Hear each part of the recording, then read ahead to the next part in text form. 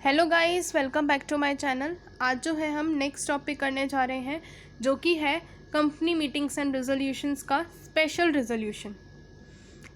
Ordinary resolution तक हमने कर लिया था। अब स्पेशल रेजोल्यूशन क्या होता है? Section 114 sub section 2 companies act 2013 define करता है स्पेशल रेजोल्यूशन को। क्या कहता है? A resolution is a special when intention to propose resolution as special resolution has been duly specified in the notice calling general meeting or any other intimation about such resolution has been given to the members of the company।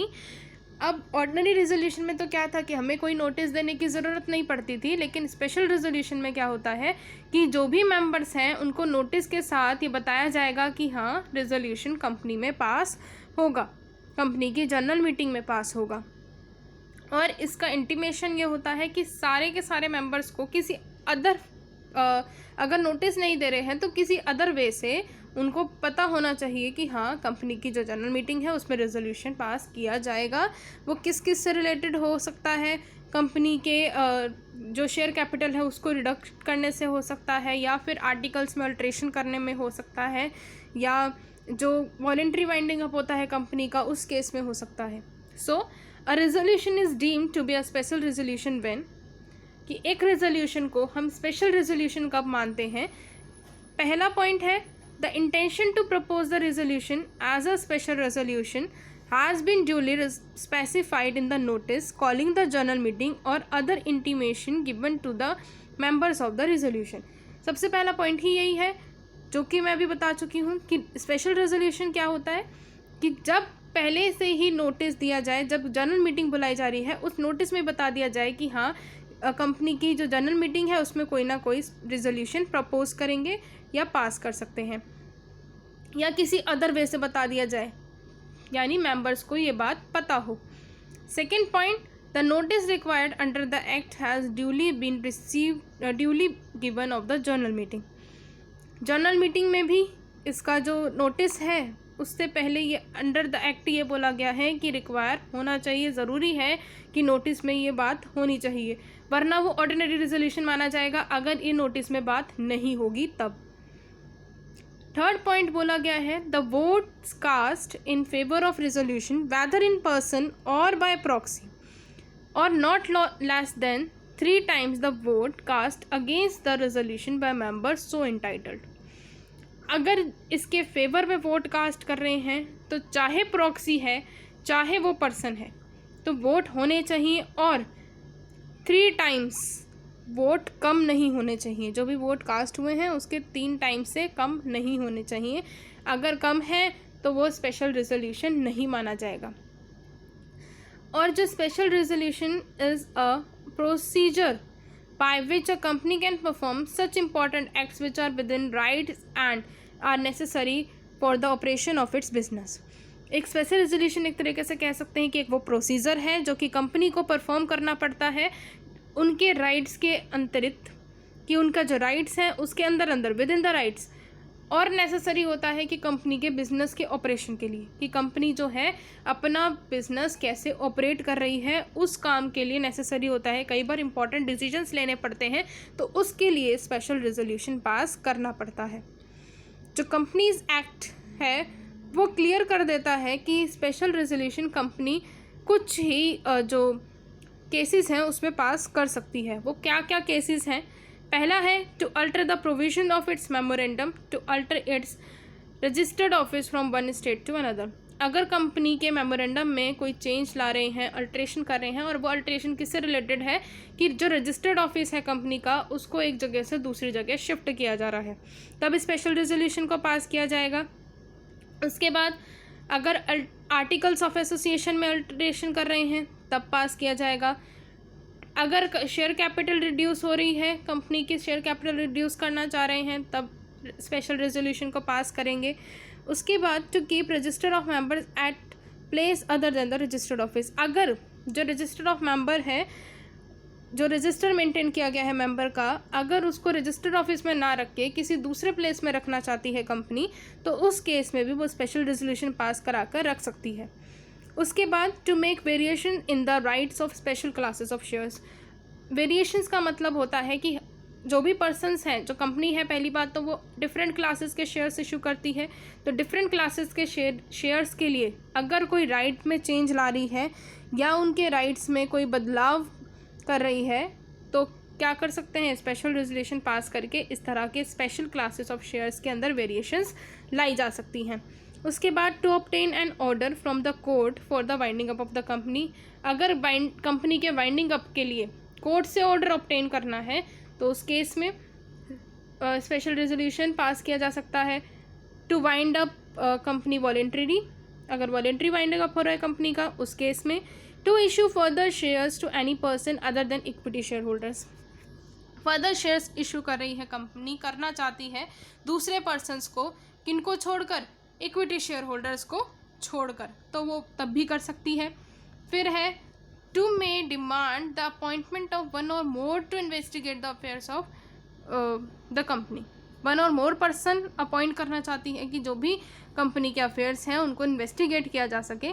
अगर इस तरह की demand होती है तब भी special resolution pass किया जाएगा। Loan and investment by the company, company अपनी जो इन्वेस्टमेंट है उसको इंक्रीज़ करना चाह रही है, लोन लेना चाह रही है, और अगर वो विद इन द लिमिट ले रही है तब भी उसको पास करना पड़ेगा, अगर वो लिमिट से बाहर लेना चाहती है तब भी उसको स्पेशल रेजोल्यूशन पास करना पड़ेगा। उसके बाद इट में accept any agreement arrangement between the company and its creditors in case of it being wound up, अगर कोई भी अरेंजमेंट करनी है कंपनी या उसके क्रेडिटर्स के बीच में तो उस केस में, अगर वाइंडिंग अप हो रहा है उस केस में ये अरेंजमेंट होती हैं तब भी स्पेशल रेजोल्यूशन पास करना पड़ेगा। The purpose of special resolution is to ensure that various important matters, जो बहुत सारे इंपॉर्टेंट मैटर्स हैं कंपनी के जो कि कॉन्स्टिट्यूशन को अफेक्ट करते हैं, एडमिनिस्ट्रेशन या कंपनी के अफेयर्स को अफेक्ट करते हैं, उस केस में स्पेशल रेजोल्यूशंस वगैरह लिए जाएंगे, चाहे उसमें जो पर्सन है, शेयर होल्डर है, वो भी प्रेजेंट हो या फिर उसका अगर प्रॉक्सी भी प्रेजेंट है तब भी उनकी कंसेंट से ही वो सारे काम होंगे। अब difference between and ordinary resolution and a special resolution, अब ऑर्डिनरी रेजोल्यूशन में और स्पेशल रेजोल्यूशन में क्या डिफरेंस है? पहला है मीनिंग और मेजॉरिटी। अब ऑर्डिनरी रेजोल्यूशन तभी पास किया जाता है, कंपनी की जनरल मीटिंग में पास किया जाता है, और इसमें मेजॉरिटी कितनी होती है? 51% भी वोट अगर इस रेजोल्यूशन को मिल गए तो माना जाएगा कि हाँ ये ऑर्डिनरी रेजोल्यूशन पास कर सकते हैं, उनके पास इतना राइट आ जाता है। स्पेशल रेजोल्यूशन भी पास किया जाता है कंपनी की जनरल मीटिंग में ही, लेकिन इनको ये होता है कि मेंबर्स को इस बारे में पहले से ही पता होता है, नोटिस में ही बता दिया जाता है। और इसमें जो रेजोल्यूशन पास किया जाता है उसमें एटलीस्ट 75% होना चाहिए, अगर 75% से कम है तो स्पेशल रेजोल्यूशन पास नहीं करेगी कंपनी। फिर है notice, unless it is otherwise stated in the companies articles, ये जो है कंपनी के आर्टिकल्स में स्टेटेड होता है तो इसमें नोटिस देने के लिए कोई भी रिक्वायरमेंट नहीं पड़ती, लेकिन स्पेशल रेजोल्यूशन के केस में पहले से ही नोटिस देना पड़ेगा कंपनी की मीटिंग से पहले जितने भी मेंबर्स हैं। उसके बाद है object, all matters relating to the company's business except those which need to be settled by a special resolution are settled by an ordinary resolution, अगर कंपनी के सारे मैटर्स को ये जो ऑर्डिनरी रेजोल्यूशन है वो सेटल कर सकता है, लेकिन सिर्फ उनको छोड़कर जो कि स्पेशल रेजोल्यूशन से सेटल किए जाएंगे। और special resolution is mean to make decisions in important matters and protect the rights of the company's members, जो स्पेशल रेजोल्यूशन है वो इसलिए लिया जाता है, उसमें जो डिसीजंस लिए जाते हैं वो बहुत ज़्यादा इंपॉर्टेंट मैटर्स पर डिसीजंस लिए जाते हैं, और ये क्या करता है, जो भी राइट्स होते हैं कंपनी के मेंबर के उनको प्रोटेक्ट करके रखता है, क्योंकि ज़्यादा मेजॉरिटी ऑफ पर्सन्स क्या ही सुना जाएगा, ये नहीं सुना जाएगा कि 51% हो गया तो भाई ये रेजोल्यूशन पास किया जाएगा, ऐसा नहीं होता है। 75% लोगों की मंजूरी होनी चाहिए, कंसेंट होनी चाहिए। Registration, normally an ordinary resolution does not need to be registered with the registrar, एक ऑर्डिनरी रेजोल्यूशन को ज़रूरत नहीं पड़ती है कि रजिस्ट्रार के पास जाकर रजिस्टर कराएं, लेकिन स्पेशल रेजोल्यूशन की एक कॉपी रजिस्ट्रार को देनी पड़ती है विद इन 30 डेज। जब ये पास हुआ है, स्पेशल रेजोल्यूशन पास होने के बाद 30 दिन के अंदर अंदर इसकी कॉपी रजिस्ट्रार को देनी पड़ेगी। उसके बाद आता है third point, resolution requiring special notice. अब स्पेशल नोटिस का मतलब है एक प्रायर नोटिस, यानी पहले से दिया हुआ notice. According to the act and the articles of the company there are some resolution which can not be passed. Articles के अकॉर्डिंग और कंपनीज एक्ट के अकॉर्डिंग ये कहा गया है कि कुछ ऐसे रेजोल्यूशन होते हैं जिनको पास किया नहीं जा सकता and do not become effective भी नहीं होंगे unless a prior notice is given, तब तक जब तक कि उनको पहले से ही नोटिस ना दिया गया हो। Section 115 of the Companies Act 2013 provides that whereby any provision contained in this act or in the articles of the company, तो उस केस में स्पेशल नोटिस रेजोल्यूशन का, किसी भी रेजोल्यूशन का देना ज़रूरी होगा। Notice of the intention to move such resolution shall be given to the company by a number of members holding not less than 1% of the total voting power। ये जो case है, इस केस में जो मेंबर्स हैं जिन्होंने at least 1% holding power अगर company की ले रखी है, तब वो क्या कर सकते हैं, एक स्पेशल नोटिस को अटेन कर सकते हैं। उसके बाद और होल्डिंग शेयर्स या फिर उन्होंने एग्रीगेट सम के शेयर्स जो कि 5 लाख रुपए से कम तक के हों, अगर वो भी होल्ड कर रखे हैं, तो इस केस में एज के may be prescribed has been paid up and the company shall give its members of the resolution in such a manner be prescribe. जिस तरह से भी मैनर्स प्रिस्क्राइब किए गए हैं कंपनीज एक्ट में, उस मैनर से जो मेंबर्स हैं उनको नोटिस दिया जाएगा इस रेजोल्यूशन का। Under the provisions of the Companies Act, the following are the resolutions that require a special notice, जिनको स्पेशल नोटिस की ज़रूरत पड़ती है। तो पहला है appointing as auditor a person other than a retiring auditor or expressly that a retiring auditor should not be reappointed. अगर किसी ऑडिटर को अपॉइंट करना है रिटायरिंग ऑडिटर के अलावा, तो उस केस में स्पेशल नोटिस दिया जाएगा।